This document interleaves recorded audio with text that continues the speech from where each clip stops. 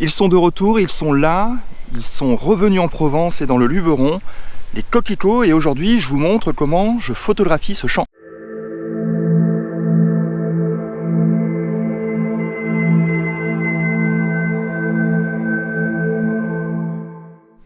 Voilà le premier champ que j'ai trouvé dans la région.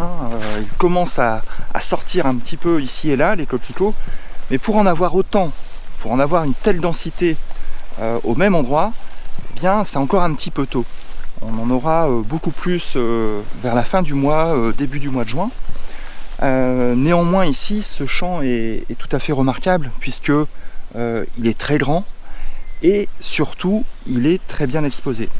En fait, moi je recherche des champs un peu particuliers parce que je recherche toujours des champs qui ont un point de vue, une perspective sur quelque chose d'autre. En fait, le champ, pour moi, sert à mettre en valeur quelque chose d'autre. Ce n'est pas le sujet en tant que tel. Ici, en l'occurrence, le sujet est un village perché qui se trouve de l'autre côté du champ, assez loin. Et c'est pour ça que j'ai choisi mon téléobjectif pour le photographier. Alors, il faut savoir qu'un champ de coquelicots, eh bien, c'est éphémère, ça ne dure pas très longtemps. Ici, j'étais passé la semaine dernière, le champ commençait à fleurir, donc j'avais remarqué qu'ici, il y allait avoir de la matière. Maintenant, il faut vérifier assez souvent la floraison parce que bien, les pétales de coquelicots sont très fragiles et il suffit d'une averse orageuse par exemple ou de beaucoup de mistral pour que les pétales soient abîmés.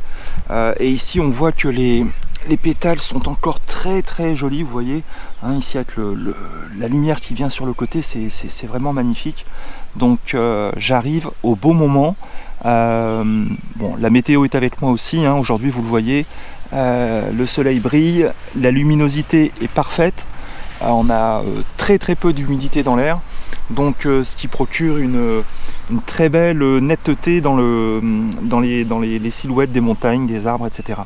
Voilà, donc je vais vous montrer maintenant le village que je souhaite photographier, et c'est toujours le challenge, c'est-à-dire trouver comment photographier ces villages d'une manière différente, d'une manière qui montre les saisons, puisque ici on est au printemps, et en Provence, eh bien, le coquelicot c'est la fleur du printemps, même un peu partout en France d'ailleurs, et je trouve qu'en avoir autant à la mi-mai, c'est superbe. Alors il s'agit de la première séance photo que je fais ici, j'en referai d'autres parce que je reviendrai à un autre moment de la journée, et là je reviendrai le soir pour photographier justement cette perspective mais avec une lumière différente. Là ici on est en début de matinée et le soleil n'est pas tout à fait idéal, je dirais, pour moi, donc je vais quand même faire des photos, ça me servira de test, ça me servira d'ébauche pour la suite, et ça me permettra de prendre mes marques. Et d'ailleurs je vais vous montrer les réglages que je vais choisir maintenant pour photographier donc le village qui se trouve là-bas dans le fond. Vous voyez, entre les deux bosquets d'arbres, il y a un village perché avec au sommet un château, et c'est cette perspective là que je souhaite photographier. Donc je vais vous montrer ça tout de suite. Donc au niveau des réglages, eh bien j'ai donc opté pour mon téléobjectif, vu que là la distance vers le village est assez grande, le village se trouve assez loin, mais justement je veux bénéficier de cette perspective. Donc vous voyez, c'est un boulevard qui se trouve devant moi, jusqu'au village, mais ce que je souhaitais, c'était bénéficier aussi de cet effet de compression que l'on obtient avec un téléobjectif. J'en avais déjà parlé dans la vidéo justement sur le téléobjectif, je vous remets le lien dans la description. Et ici je vais varier les longueurs focales pour justement voir laquelle serait la plus belle, la longueur focale optimale en fonction de ce que je veux faire. Donc il y aura du travail de post-traitement aussi, c'est-à-dire que je vais tester plusieurs choses.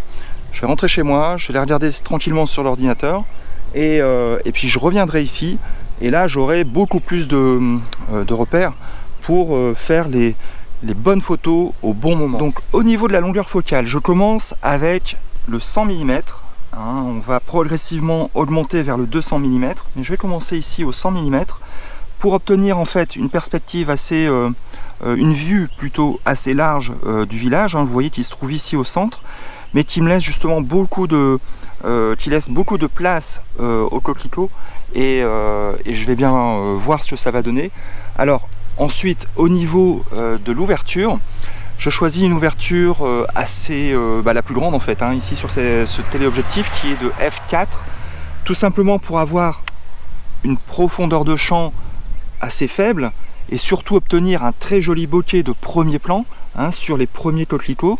Donc c'est volontaire, je veux absolument du flou parce que déjà aujourd'hui il y a un petit peu de vent, comme vous le voyez, les coquelicots se balancent doucement au gré du vent.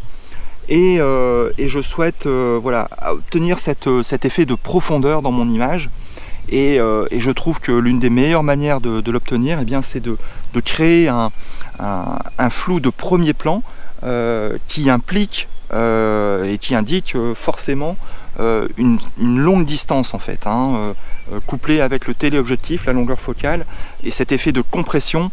On a tout de suite cette impression de grande distance et d'images très soignées en fait. Alors souvenez-vous, dans la création d'une photographie, la recherche du sujet est quelque chose de fondamental, j'en avais déjà fait une vidéo, et ici le plus important c'est de bien identifier son sujet. Le champ de coquelicot peut être un sujet, à condition de savoir ce que l'on veut dire dans la photographie. Et donc à partir de ce moment-là, on mettra tout en œuvre pour réaliser et pour exprimer cette vision. En l'occurrence ici, moi, ce n'est pas tant le champ de coquelicot que je souhaite photographier, mais le village perché qui se trouve derrière, puisque le champ en fait est un faire-valoir, c'est ça qui va mettre en valeur mon sujet. Et personnellement, c'est comme ça que je préfère photographier les champs de fleurs, que ce soit de la lavande, des champs de coquelicots, des champs de tournesol aussi, qu'on a un peu plus tard dans l'année. Mais voilà, après je fais aussi ce genre de photographie à côté pour moi personnellement, et ça donne parfois de superbes résultats. Mais ici, aujourd'hui, je me concentre sur mon sujet, le village perché. Alors d'ailleurs, toutes ces techniques de composition, je les enseigne dans ma formation Comment exprimer sa vision en photographie, dont je vais bientôt rouvrir les portes. Donc je vous mets le lien juste en dessous de cette vidéo. Inscrivez-vous sur la liste d'attente pour le moment, et dès que les portes rouvriront, vous serez avertis, et cela vous donnera droit aussi à quelques petits cadeaux. Voilà. Donc je vais finir cette session là pour ce matin. Je rentrerai chez moi, je regarderai ce que ça donne, et je reviendrai un peu plus tard si les conditions météo sont bonnes, en espérant que le champ ne se dégrade pas trop d'ici là. Voilà.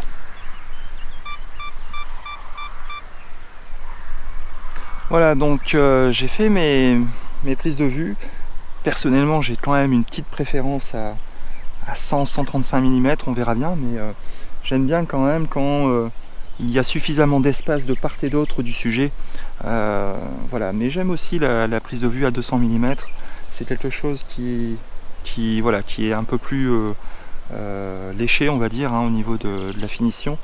Mais on verra bien les différentes prises de vue et les différents résultats. Voilà, j'espère que vous avez aimé cette vidéo et que vous avez apprécié ce magnifique champ de coquelicots. Vous voyez que le vent se lève et c'est aussi très joli, ces ondulations dans les fleurs de coquelicots. En tout cas, moi, j'ai trouvé important de partager tout ça avec vous. Je ne peux pas m'empêcher de garder pour moi tout seul autant de beauté. Donc c'est toujours un vrai plaisir de venir vous montrer ça sur le terrain. Je vais vous laisser là, je vous souhaite de bonnes photos et à bientôt pour de nouvelles aventures. Ciao!